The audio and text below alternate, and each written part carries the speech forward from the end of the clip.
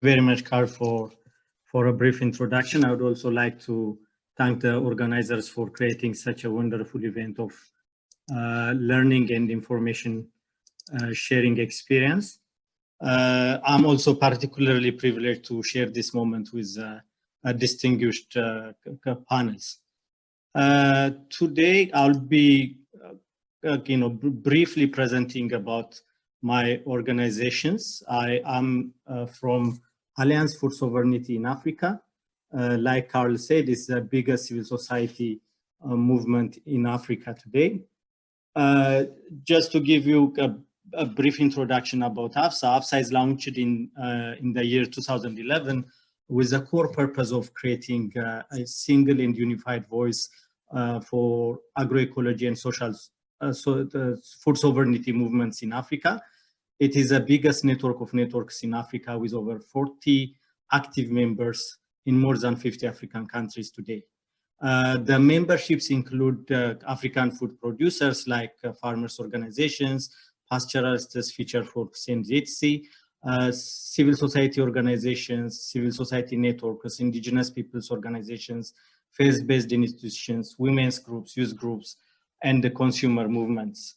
So we are creating indeed a very big social civil society movement in Africa. We basically have two main objectives, two main missions. The first one is leading the fight for food sovereignty in Africa. And the other purpose that we have is driving the transition to agroecology in Africa. These are the two main core missions AFSA have. As you all know, it's really very difficult to come up with a single working definition for agroecology. Partly because agroecology is a systemic response to a systemic injustice on food systems caused by industrial agriculture. But for AFSA, we try to understand agroecology like this one. I will read our understanding of agroecology.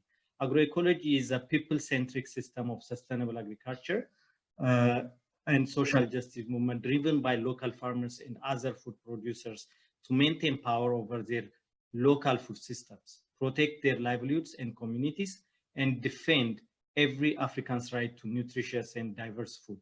Uniting generations of indigenous knowledge, farmers-driven science-based innovation, and an ecosystem of natural processes, agroecological food systems can adapt and even solve the climate crisis and resist the corporate control of African lands.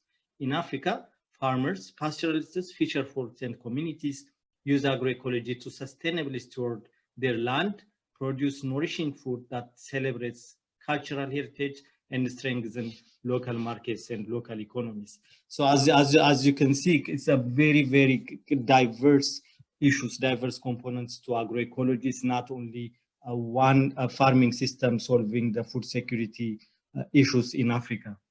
The one thing that we did good in as AFSA in Africa is we are engaged in developing case studies from across Africa on agroecology.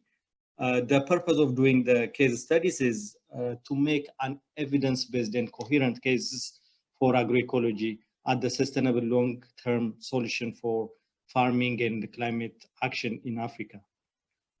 If you go to our websites, these are the some of the case studies that we did so far.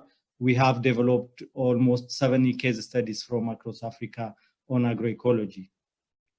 So basically, what comes out, what stands out of the case studies that we have been engaged is, as a meta-analysis, is agroecology builds resilience to impacts of climate change.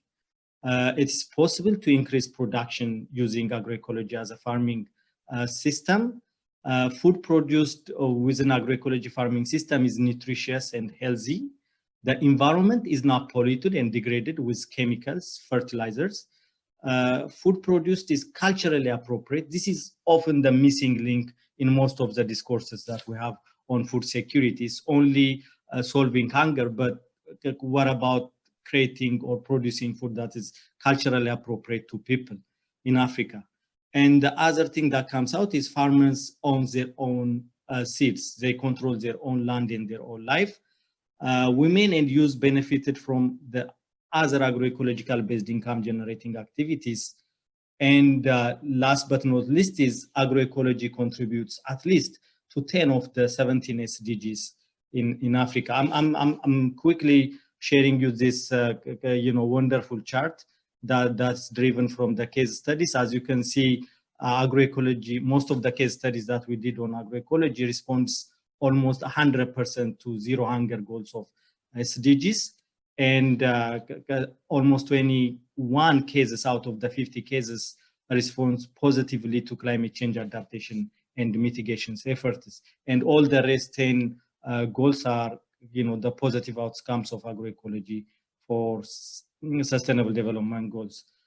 So we can conclude that agroecology creates regenerative farms that are able to adapt to the impacts of climate change. Agroecological farms can actively restore biodiversity, draw carbon out of the atmosphere, and put it back into the soil, and defend on-farm ecosystems from floods, extreme heat, and crop disease exacerbated by climate change. This is the generic outcome from the case studies that we did. I like this, this is agroecological illustration of agroecological local markets in Africa in times of COVID-19. People wearing masks and all diverse foods, fruits, vegetables, everything that we need for a healthy and sustainable life. As a conclusion, I would like to conclude this presentation by, telling our viewers the way forward as African food sovereignty movement. African food systems must reject industrialization and corporatizations of agriculture if they are to survive today's global shocks, reduce hunger, and improve health across the region. Climate change, economic volatility, and dangerous diseases can quickly uproot farmers from their livelihoods. Yet, strengthening the agroecology movement today, farmers will better defend themselves from these threats in the future.